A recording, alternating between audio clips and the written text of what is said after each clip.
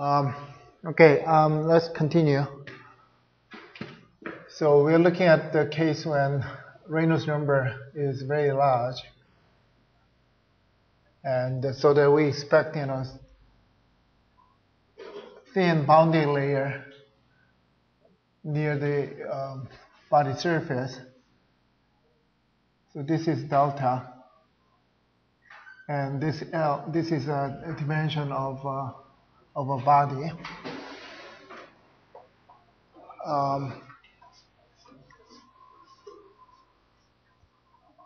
And then we saw earlier this morning delta by L is order of 1 over square root of Reynolds number,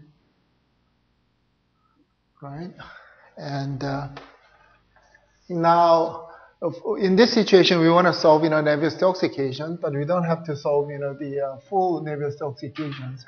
And in fact, we can simplify the Navier-Stokes equations. So let's look at how we can simplify the Navier-Stokes equations.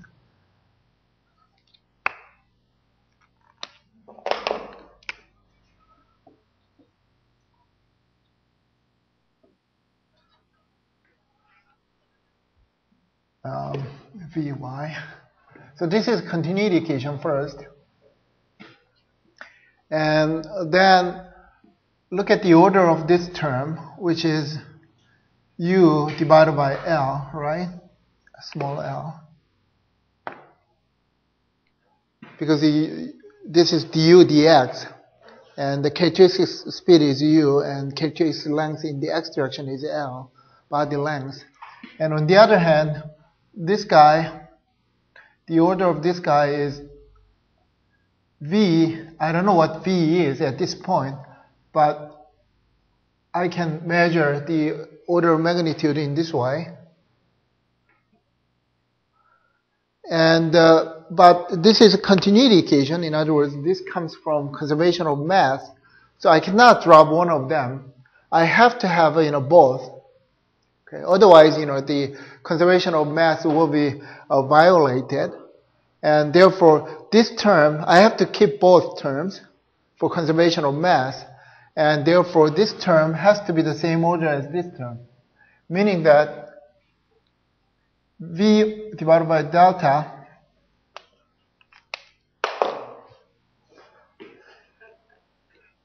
has to be same order as u divided by L, okay?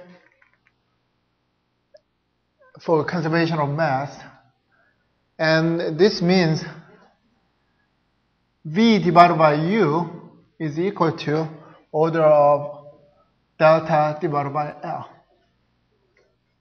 Okay? So I divide by u and I multiply by delta. So delta goes here, u goes here.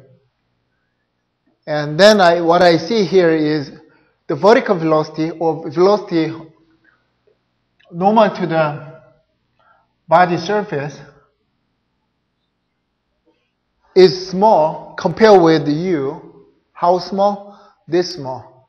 As I said, the delta over L is 1 over Reynolds number, square root of Reynolds number, which is a very small number. And this means, the inside of boundary layer, the normal velocity is much smaller than horizontal velocity or tangential velocity. Okay, that's what this scaling tells us. But this term is the same order of this term. For this balance, the v velocity, characteristic velocity in the normal direction has to be much smaller than u. Okay, that's what we learned. And then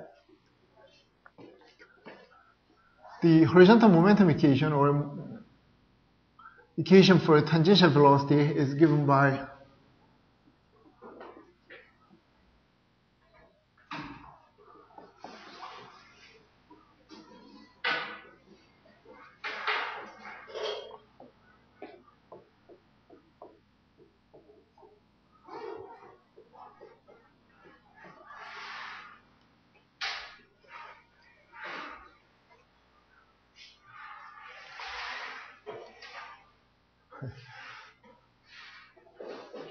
I'm mixing in a notation.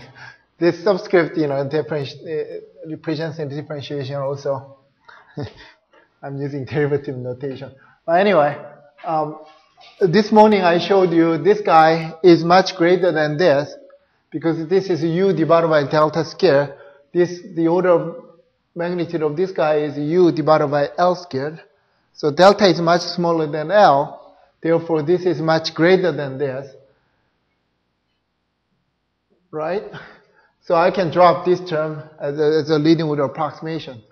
But this term, we compared this guy and this guy actually earlier.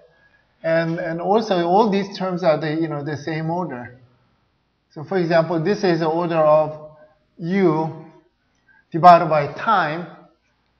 The time scale is nothing but L divided by u. Okay? So I have to divide by time, and the time scale is L divided by u. Then I have a time scale which is order of u squared divided by L, and this term is also u squared divided by L.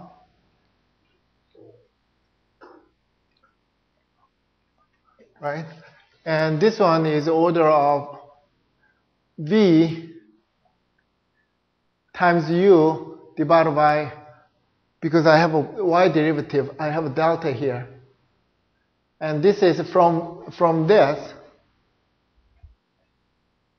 order of magnitude of this term is v is u times delta over L, and I have a u divided by delta. So at the end, I have an order of u squared divided by L. So all these left-hand side terms are the order of u squared divided by L. They are all the same. Okay, so I have to keep all these terms, and I have to keep this pressure term, and then I have to keep this term, because this term is much smaller than that.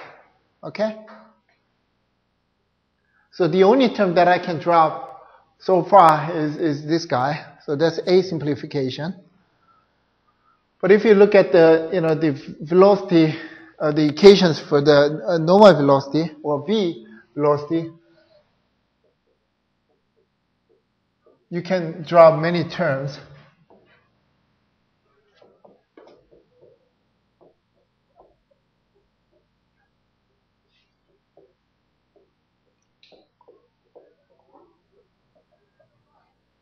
X squared plus, okay?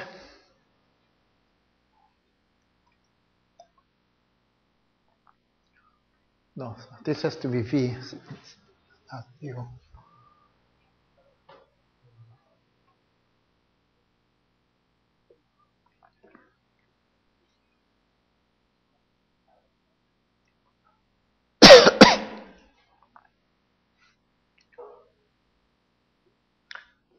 You can check all these terms are the same order, but just for simplicity, I picked this one and look at what's the order of magnitude.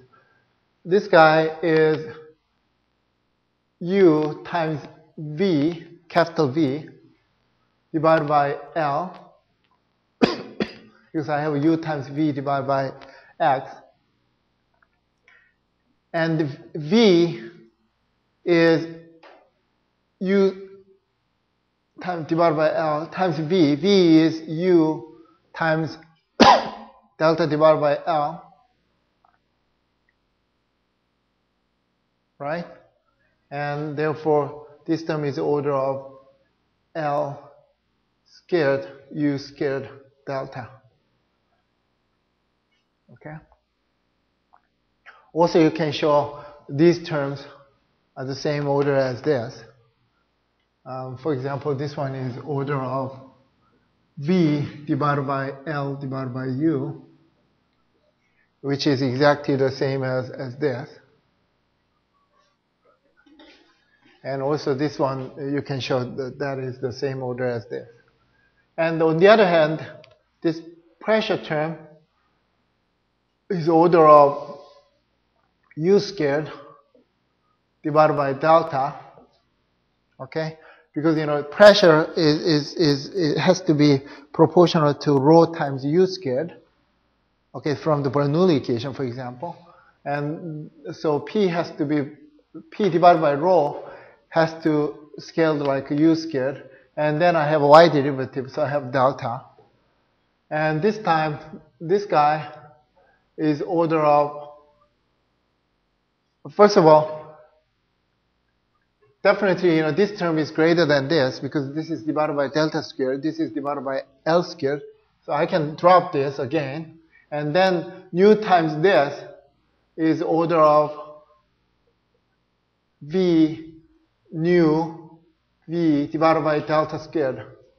Okay? In terms of U, I can write this as nu times delta squared, nu times delta squared times V. V is U times delta over L, because V is U times delta over L. And then this term is order of nu U delta L.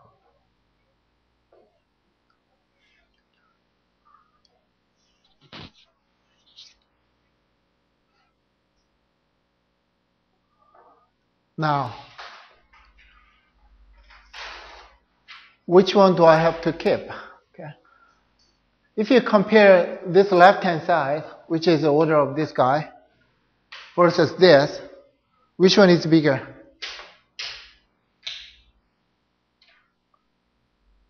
I can write this as order of U squared delta times delta squared L squared.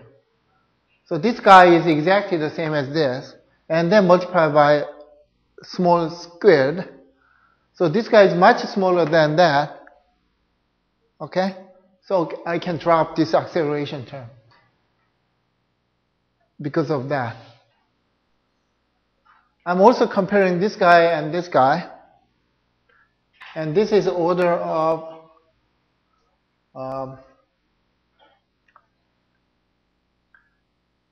delta over U squared. I can write this way, which is the same as that.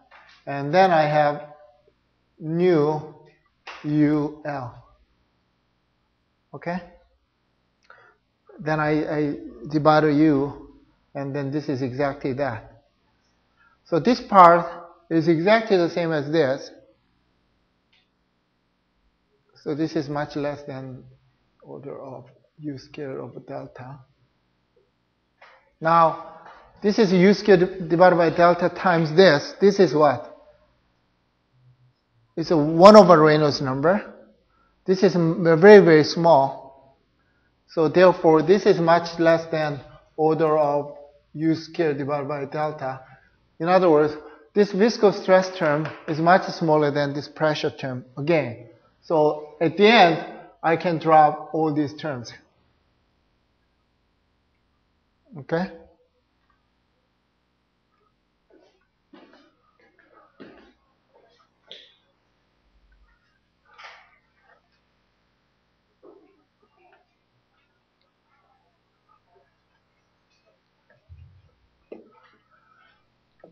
So boundary layer equation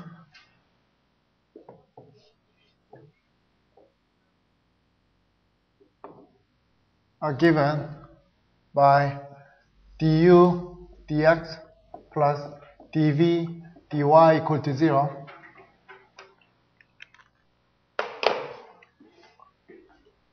That's a conservation of mass. And then du dt plus u du dx plus v du dy is equal to minus 1 over rho dp dx plus nu. I just dropped the x derivative, and then for the y momentum equation, I have 0 is equal to minus 1 over rho dp dy, and then nothing. Okay? So that's the equations for in the boundary layer. So you can think boundary here, and let's measure the x in this way and y measure in this way.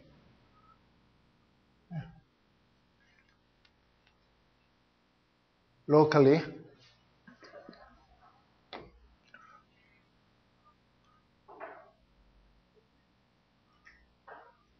Like that.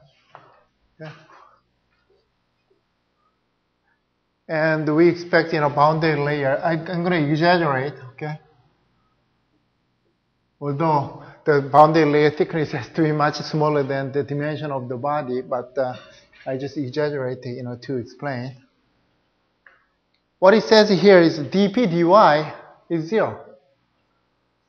So pressure here at y equal to 0 is exactly the same everywhere.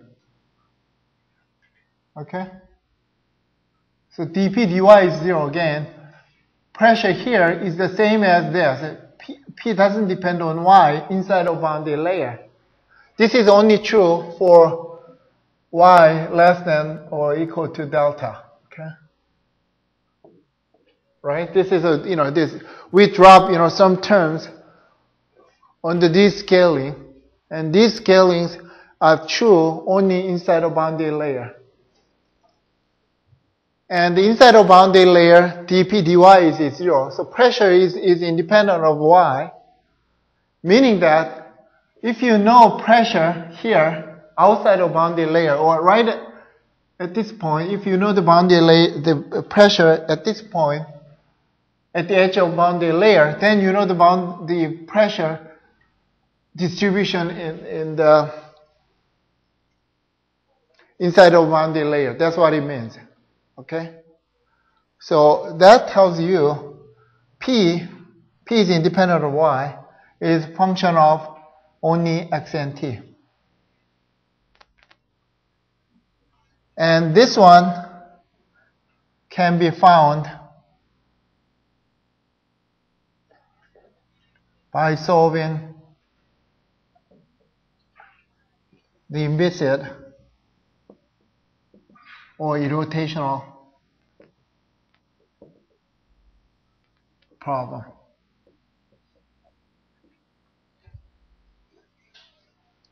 Irrotational problem.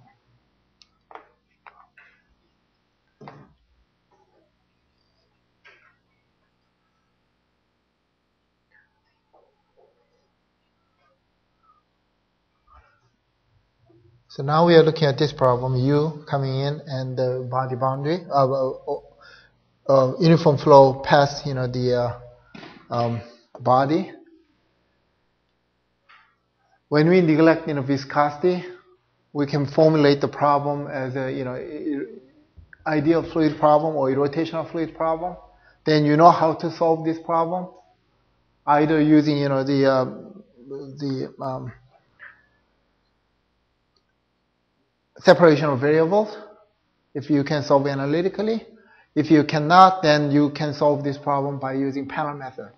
And then you can find phi and everything, and then you can find the pressure everywhere. So now you eliminate, evaluate the pressure on the surface. Okay? And that pressure will be the pressure at here. Okay? So pressure here is exactly pressure, rotational pressure that can be computed from rotational problem, which will depend on x and t because we evaluate pressure at the body surface. Okay. So this is known now. And then since you substitute this guy into here, and then you solve these two equations, which is a function of u and v. So these are the two equations for u and v.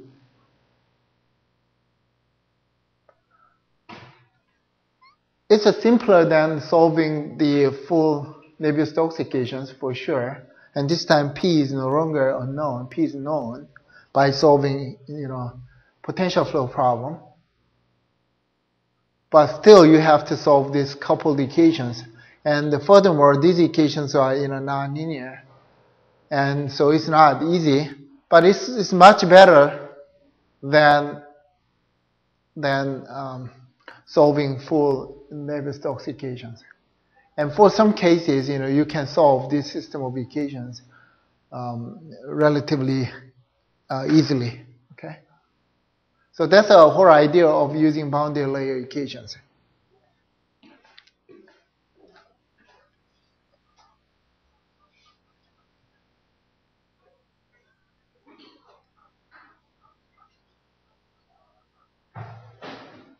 So as a simple example, let's consider flow past flat plate. Uniform flow past a flat plate. So consider, flat plate of 0 thickness, although there is no such thing, but, thickness is really, really thin, so you have a flow coming in here. Okay?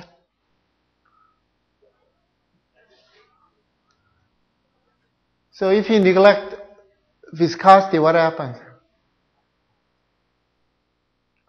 So there is no viscosity if you have a flat plate and flow is coming in and the thickness is 0 for an ideal case. And do you see anything? Because, the only boundary condition for inviscid problem is normal velocity is 0. Because, this has a 0 thickness, so this guy doesn't perturb this. So you will have if you plot, velocity field here, it's exactly U everywhere. Okay? So nothing happens. Below the flat plate, also you have the U as well. Okay? So this is the inviscid picture.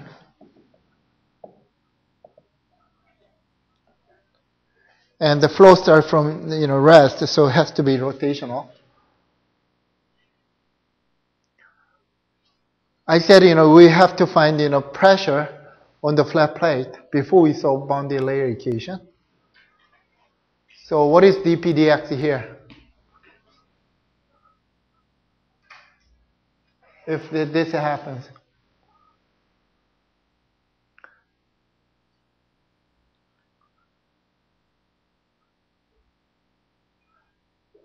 U here, this is x direction, right?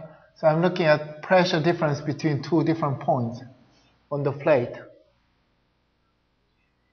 From Bernoulli equation, what do you see? I have a velocity u, and the same velocity u here. Pressures are here and here are the same. If the pressures are different, then fluid particles will be pushed forward or pulled backward.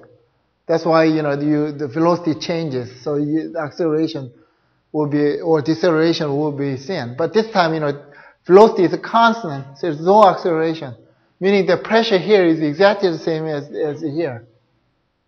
So dp dx is 0.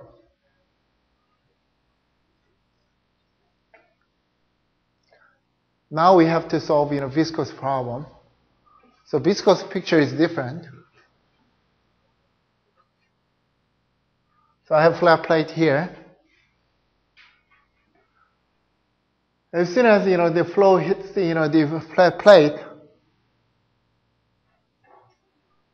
once again I exaggerate. The thickness wouldn't be this big, but so there is a boundary layer inside. Although the thickness of boundary layer is really, really thin compared with this length. But we expect, some boundary layer here. But dp dx is 0, So my equation looks like du dx plus dv dy is equal to 0. And then I have I assume, it's a steady. So I have a u du dx plus dv dy, no, v du dy is equal to nu.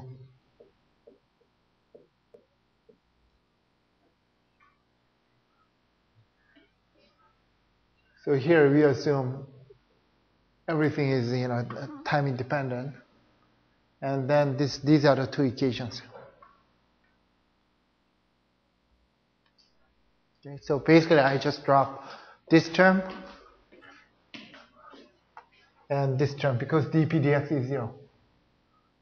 Okay. So I'm looking at, inside of this very, very thin boundary layer here. Although I exaggerate here, I zoomed in. But inside of this boundary layer, I have to solve this set of equations.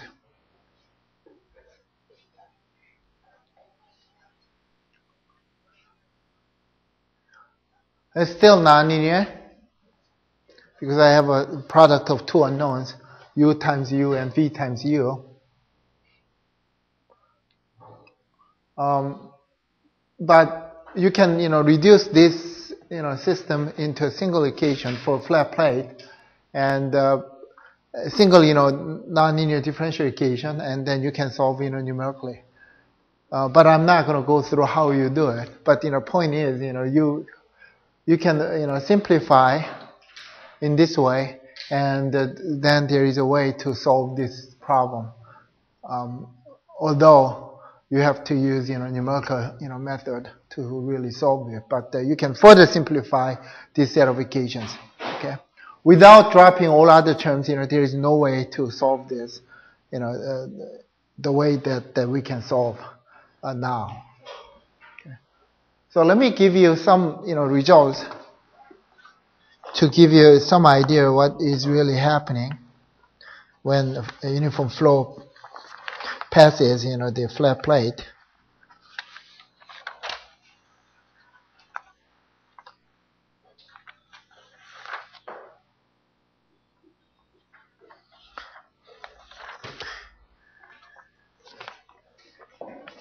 And first of all,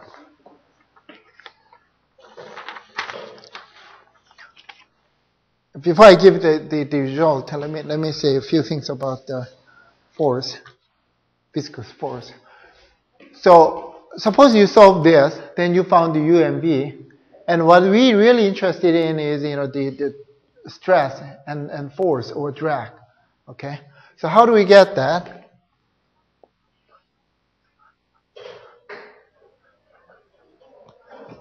So if you want to find hydrodynamic force,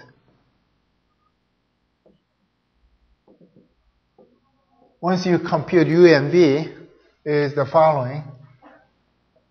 Force is in the ice direction is given by summation of j goes from 1 to 2 for 2D as n j sigma ji ds over surface.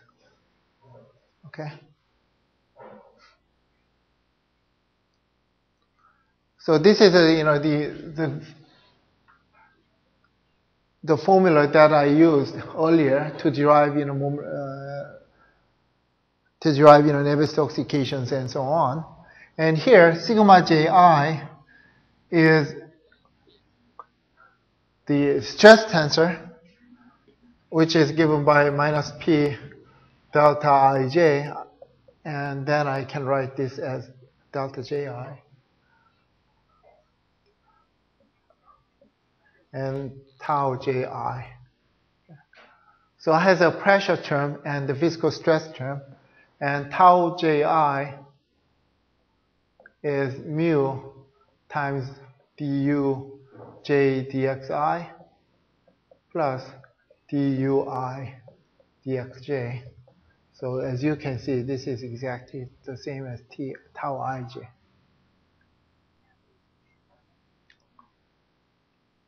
So this is a viscous stress term.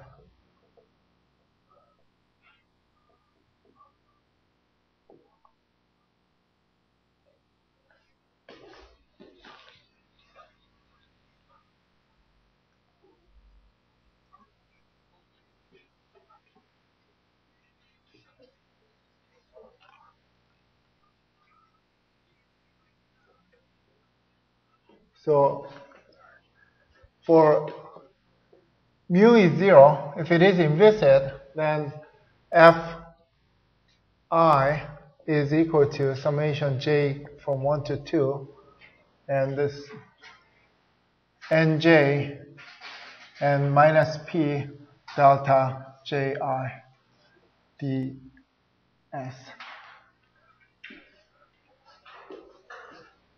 This is a Kronecker delta function that I introduced earlier.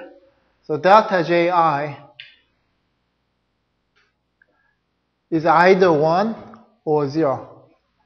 If when j is I, then it's 1.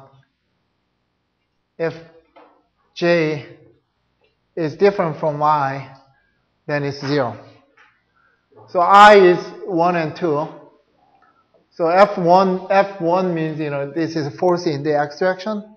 F2 means, force in the y direction. So this 1 means in x direction. And 2 means in a y direction.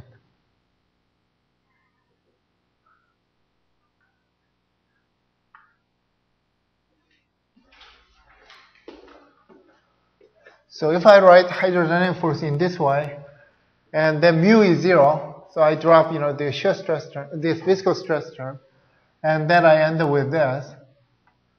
And now this guy is 1, only j is equal to I, meaning that I can change to j to I, and then at the end I have, so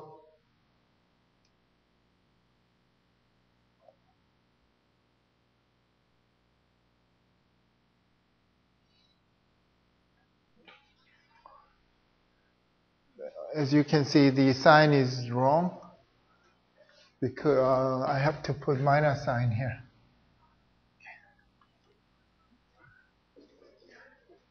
Because that is force acting on the fluid. This time I'm trying to find force acting on the body, so I have the negative sign, and then I have this, which is nothing but what we have used before. Now can you see why we used this before? Okay.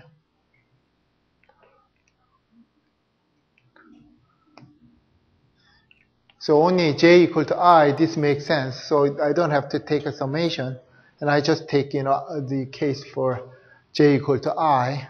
Otherwise, this term is 0. So this is the case for mu equal to 0. So this is what we have been used before, and we computed a pressure from the Bernoulli equation and so on. And this time we are interested in viscous force. So Fi. Let me put viscosity here to represent this is a force due to the viscosity, and that is given by summation j equal to 1 to 2, and so B, and then with a negative sign, and I mu dui dxj plus duj dxi,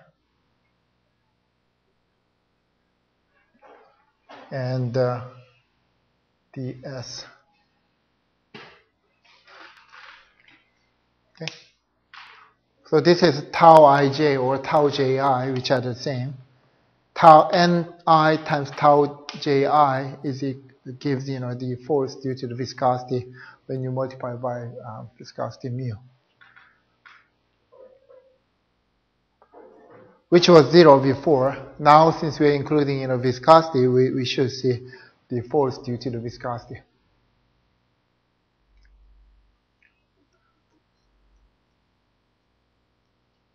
Okay?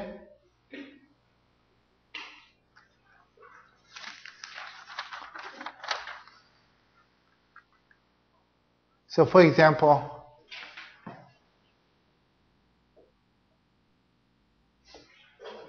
for a flat plate,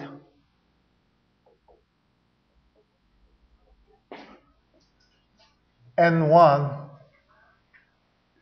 normal vector is always, the y direction is identically 0, and N2 is 1, and then you can compute, force, viscous force in the x direction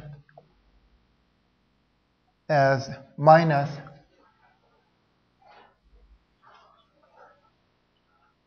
sorry, this has to be J. Yeah, J. So all I need is, N2. So mu times N2 is 1. And then I have du dy.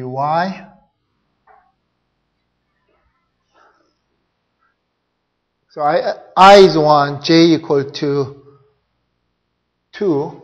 That's the only case. When J equal to 1, this is 0. And J equal to 2, I have 1. And therefore, I have something like this. Okay? So when you solve these equations, and then you can compute force acting on a flat plate in this way. But if you look at these two, only one is significant. The other is much smaller than the one of them. Which one is much bigger? This one or this one? Du dy or dv dx? Inside a boundary layer. There is a u component and v component. U is much bigger than v. And also this divided by delta and this divided by L. So this guy is much bigger. So we can easily drop this term. And so as an approximation, I can write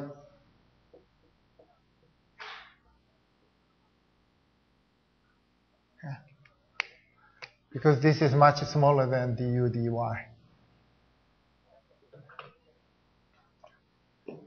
So once you compute u, then you can compute force in this way.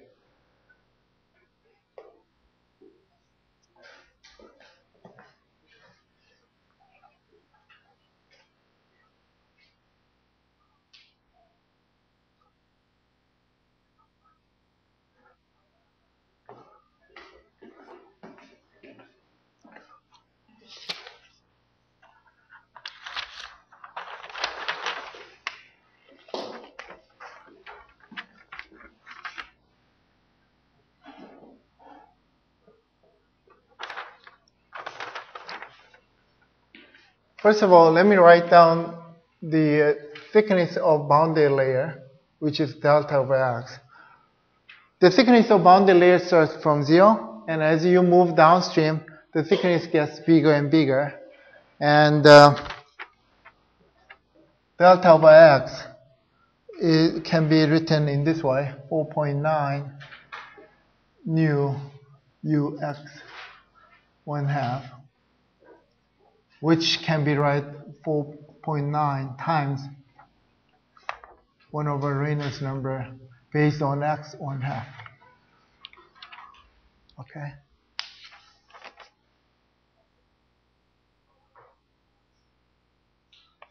Of course, the x increases, the delta increases, but this is a solution that you can find by solving this system of equations numerically. Although I didn't show how you can do it, but you can find the procedure from any fluid mechanics book. So I'm not going to go through that. And also you can compute the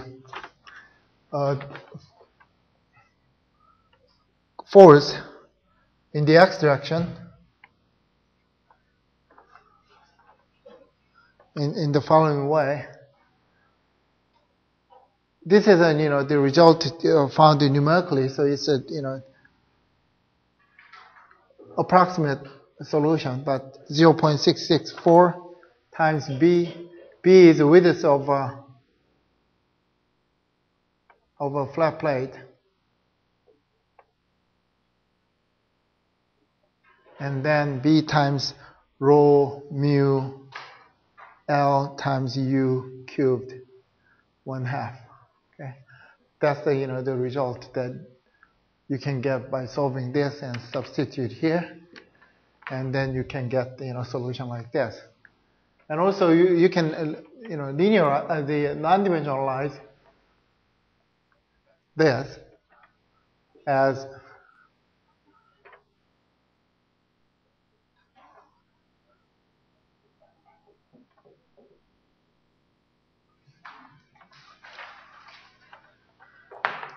one-half rho U squared B times L. So this is dimensional pressure times the area.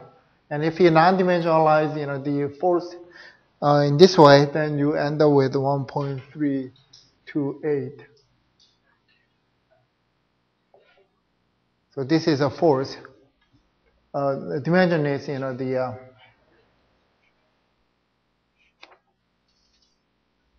drag coefficient, and this is actually frictional drag.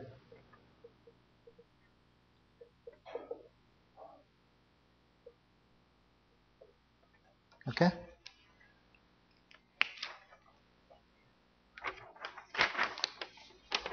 So drag coefficient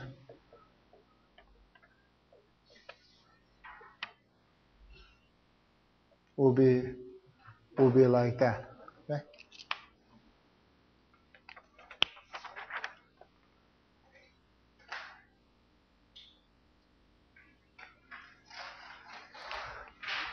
So as Reynolds number increases, drag coefficient decreases. That doesn't mean drag decreases, drag increases.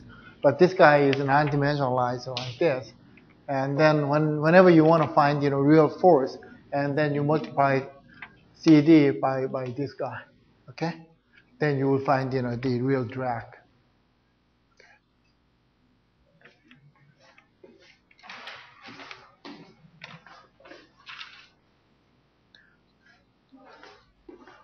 But still, drag coefficient is proportional to 1 over square root of Reynolds number. So if you have flat plate, some length and width, if you want to know how much the force you need to pull to a certain speed, then you know U, L, and B. Then you can compute Reynolds number. Right? You know the kinematic viscosity of water, and you know the speed that you want to pull, and you know the length of the plate. Then you can compute Reynolds number, and then plug in here, and then you can compute drag coefficient, and then you really want to find force. You from here, your Reynolds number here, then you read drag coefficient here, right? This value. And then multiply by 1/2 rho U squared times BL, and that will give you, the force that you need to pull the flat plate. Okay.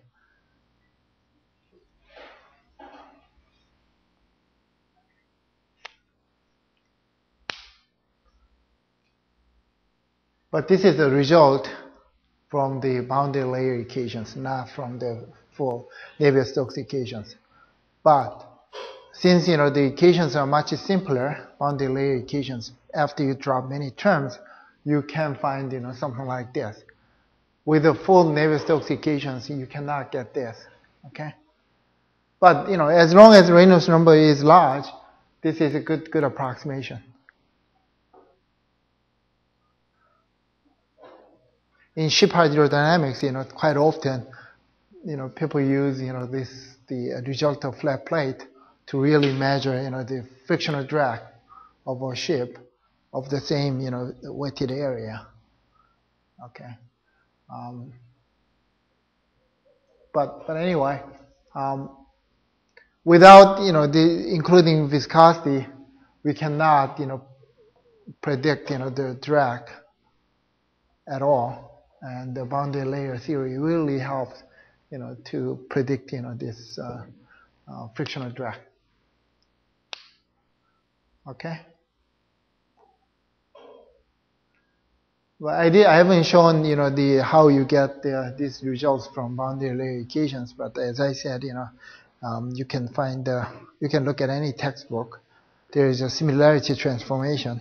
There is some transformation to go from boundary layer to single ordinary differential equation. And then that single ordinary differential equation has to be solved numerically. There is no way to solve it analytically. So I didn't go through that. But anyway, these are the results that you can get by doing so.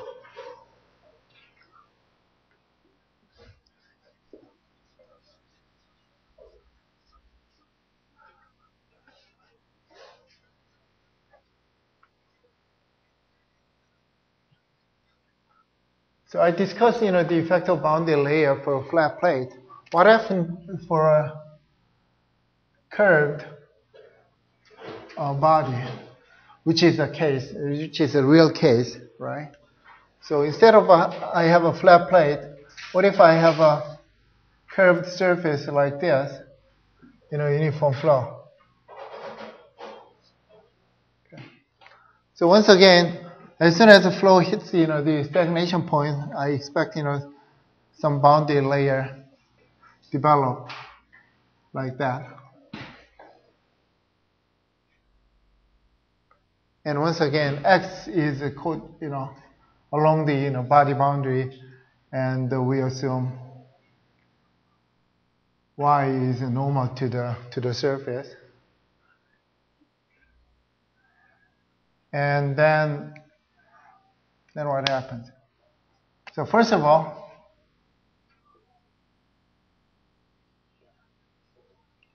flat plate, dp dx is 0.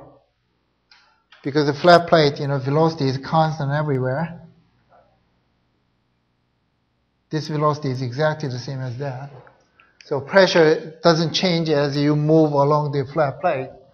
This time, when I move along the body surface, pressure changes, right? So here, velocity is 0. So maximum pressure here. Here, my speed is maximum. If you remember, it's a circular cylinder. If you have a stagnation point, velocity increases and then decreases. Similar thing happens when you have a curved surface like this. So you have a stagnation point. The velocity keeps increasing and then maximum at the top, and velocity decreases. And so if I look at the half of the body, dp dx is what? Negative or positive? Front of the body, fluid particles accelerate. So pressure behind me has to be greater, which means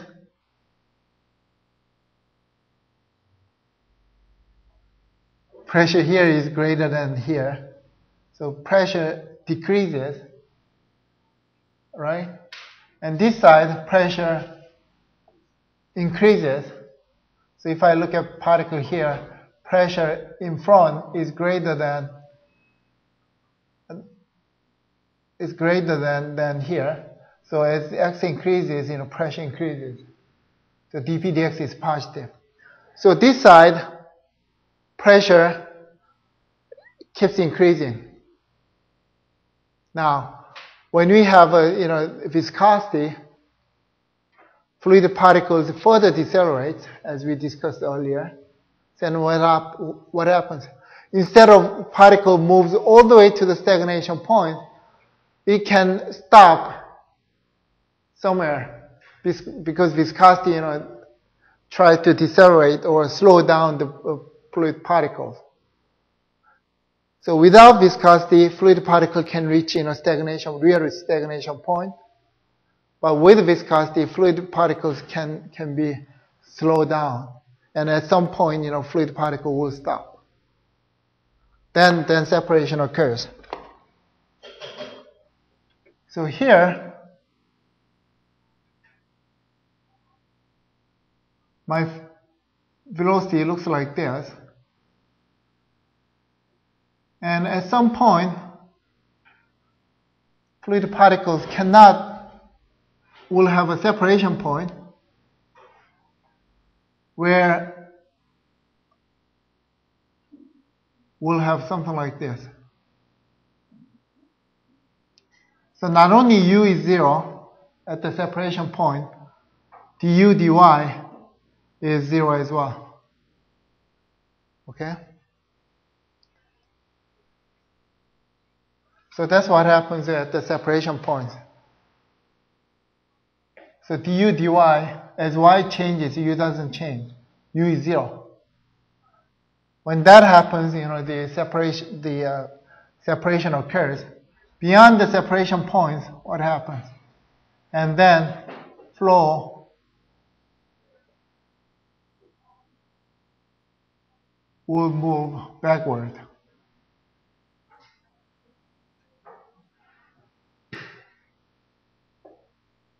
Okay?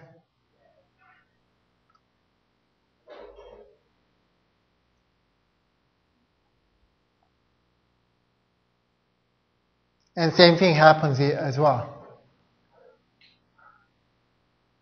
That's why I draw, whenever I draw, the streamlines like this before when separation occurs. So this is separation point, and then I could draw something like this,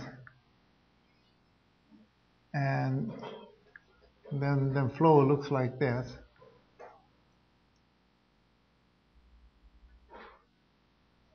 So flow has to go this way.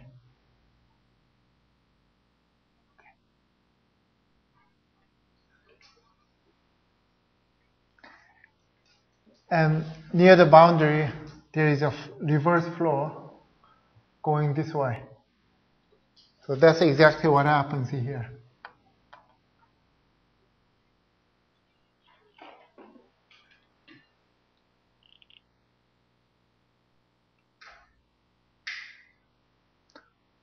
So for a curved body,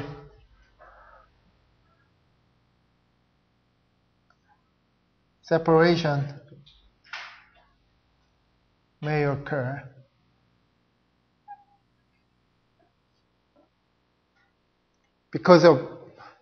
due to the adverse pressure gradient.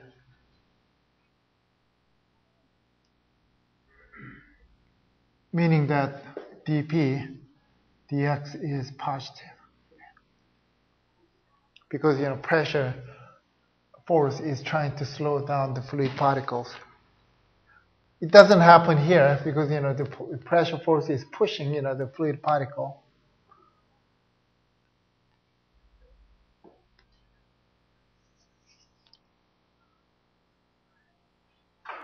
When that happens, you have foam drag in addition to the frictional drag.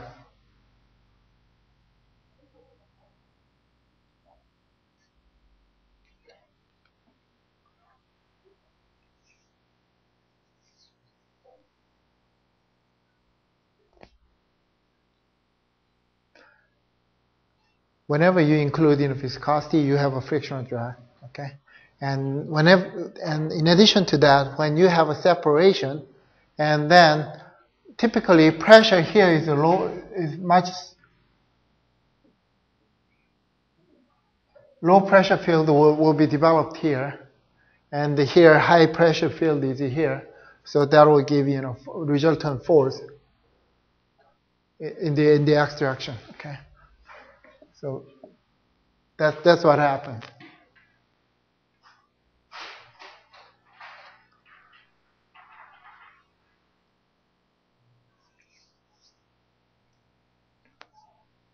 One thing that I want to point out is this force is due to the pressure difference between here and here.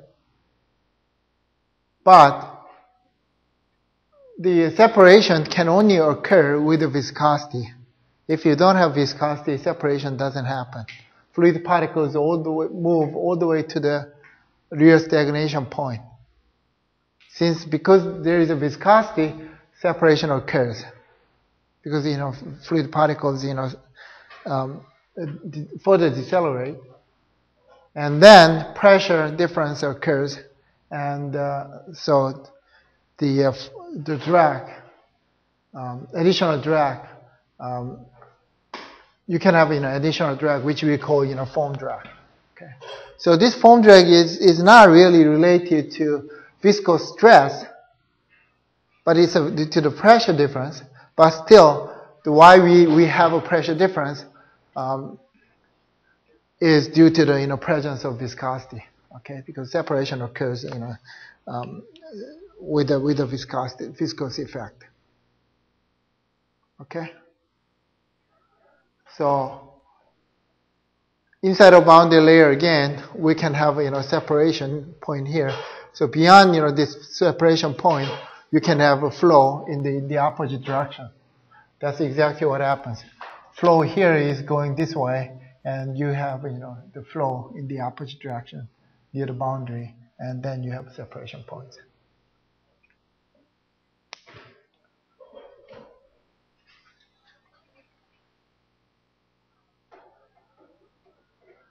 So this is the picture that we can imagine for a curved body, and this happens when Reynolds number is large.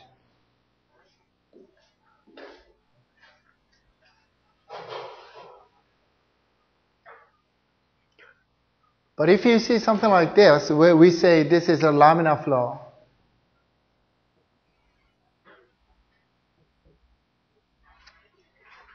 so when we say laminar flow, it's a flow, rather organized, okay. But if you keep increasing Reynolds number for larger Reynolds number, so this is a picture when Reynolds number is large. But if you further increase, Reynolds number, and then something slightly different, phenomenon, happens.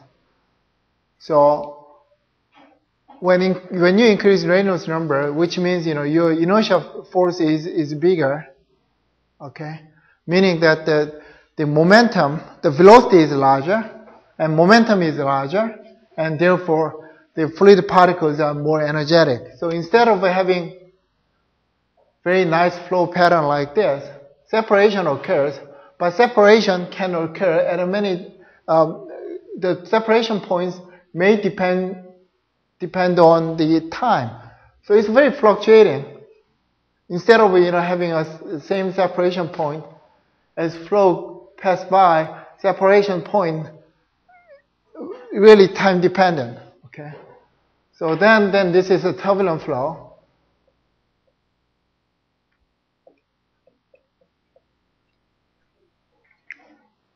And the separation point depends on time.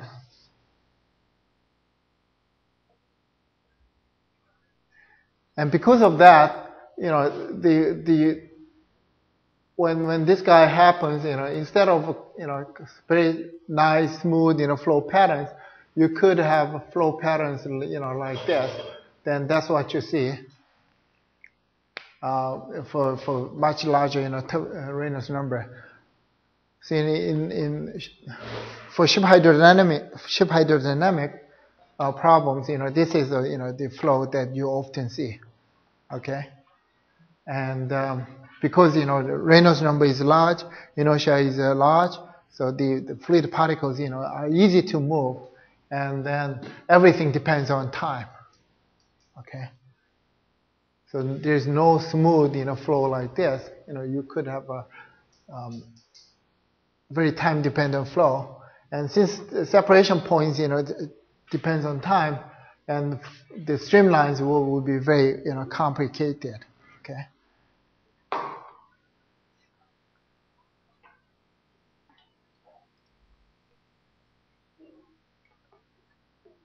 So when this happens, then what happens to the foam drag? Do you expect foam drag to increase or foam drag to decrease? Foam drag will decrease. The reason is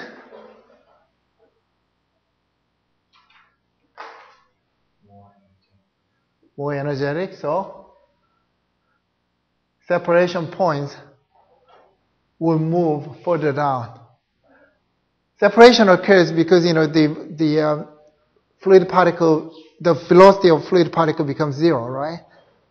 And then also, but if you have a little bit more momentum, then fluid particles move a little further down, and therefore the separation region will be relatively small.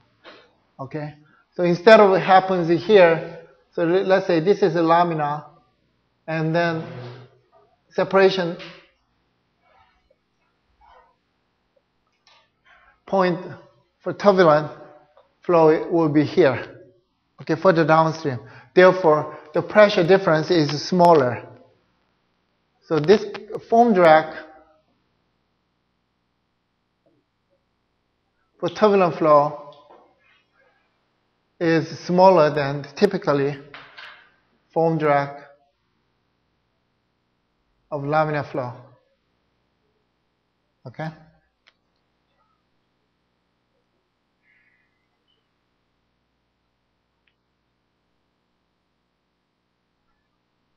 So if you want to reduce foam drag, what do you have to do? You have to increase Reynolds number. Or you have to make flow more turbulent. Okay? And then instead of making this body surface smooth, you make little very bumpy, and then that makes flow more energetic, right? And therefore you will have a less foam drag. So whenever separation, where the separation occurs, you make a little bumpy surface, then you can postpone the position, the separation for the downstream. But at the same time, if you look at the boundary layer structure, laminar flow, so this is boundary layer, so this is delta. This is what we see in the laminar boundary layer. Turbulent boundary layer, of course, it will be very time dependent, okay? But if you look at the mean, the flow profile, it will be more like this, because it has a higher energy or a higher momentum, so it will have a larger velocity near the body surface. Okay, so that's what we expect, right? Because it's more energetic, it has a larger velocity. That's why this guy can move further downstream. As a consequence, if you look at the physical stress, this is the formula that I wrote, and then if you look at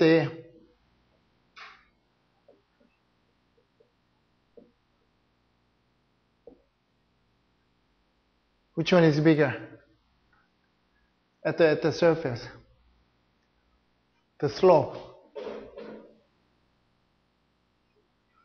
du dy.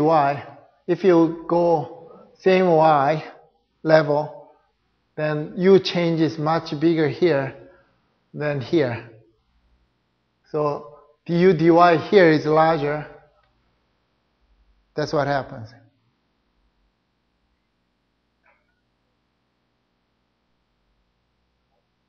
I'm talking about slope, not the order of magnitude, right? Oh, the magnitude of the velocity. So since slope is larger here and turbulent, physical stress is bigger, meaning that frictional drag for turbulent lamina, let me write turbulent first here, is greater than frictional drag for laminar flow. So the sign is opposite here.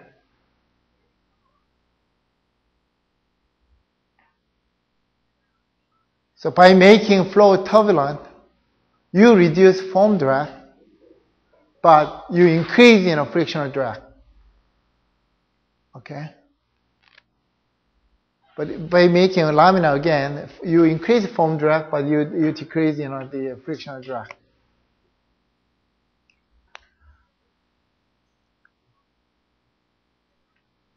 So if you have a very streamlined body,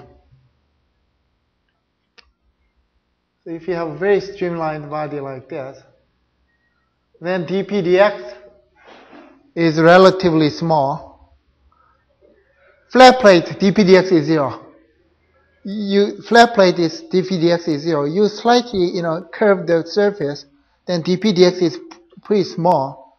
When you further increase curvature, then of course dpdx increases, right? But if it is really streamlined body, very thin streamlined body, then dpdx is relatively small. In that case, foam drag is not that important. Frictional drag is more important, right? Because in that case, you want to make the flow a laminar. Okay? Because frictional drag is important. I want small frictional drag, which happens for the laminar flow. But if you have a very blunt body like this, then dpdx is really large, and therefore foam drag separation can easily happen. In this case, I want to reduce foam drag, so I want this, meaning that I have to make my flow turbulent. Okay? So in this case, if you want to reduce the resultant drag, you put many things here, make it energetic, make it more turbulent, like a dimples for a golf ball, for example, which is very blunt body. But if your body looks like this, so for example, if you look at the ship from top, you want to make ship as streamlined as possible, right? That's what you do. And in this case, frictional drag is more important than foam drag. And in this case, I want to reduce the frictional drag. So I want this, meaning that I have to make a flow laminar. So you can make your surface of ship as smooth as possible. So if you have many roughness on the surface, then flow becomes turbulent, and then that will increase your frictional drag. Okay. So depending on your body geometry and so on, you have to choose whether which flow you are going to make. And but the important thing is this stress is larger for turbulent flow, and you have a more frictional drag when the flow becomes turbulent. But on the other hand, by making flow turbulent, you make the foam drag smaller. Okay. And also even though I plot like this, in reality, a lot of fluctuation going on here. Okay, inside of the boundary layer, which will depend on time. So rather than for laminar flow, you can really see very smooth flow file like this, and for turbulent flow, you see a lot of fluctuation. If you take the picture, okay. So for turbulent flow, we typically write the velocity field as some mean value plus fluctuation. Okay, and so what I plot earlier is this part, and there is a very, so this is a mean velocity field, and this is a time of fluctuating oscillatory part.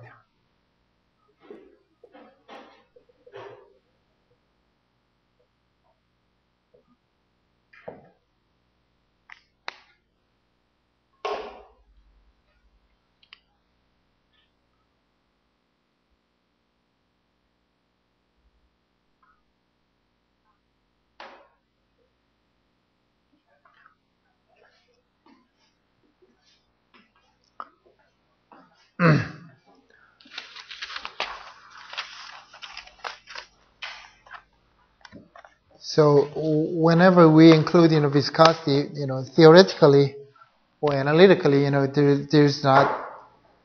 there's little that we can do because the equations are still very complicated and nonlinear. But I hope this discussion will give you some idea of what's happening when we include viscosity. Okay, in particular for high Reynolds number flow. Okay. Any questions?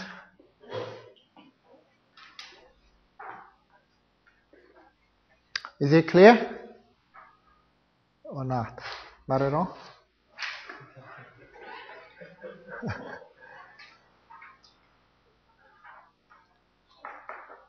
But this is something, very fundamental. And, I want you to, understand at least, conceptually, okay, even though you cannot really solve the problem mathematically, but, conceptually, I want you to understand what's going on and then memorize, so that you can, really use them later, okay. All right, so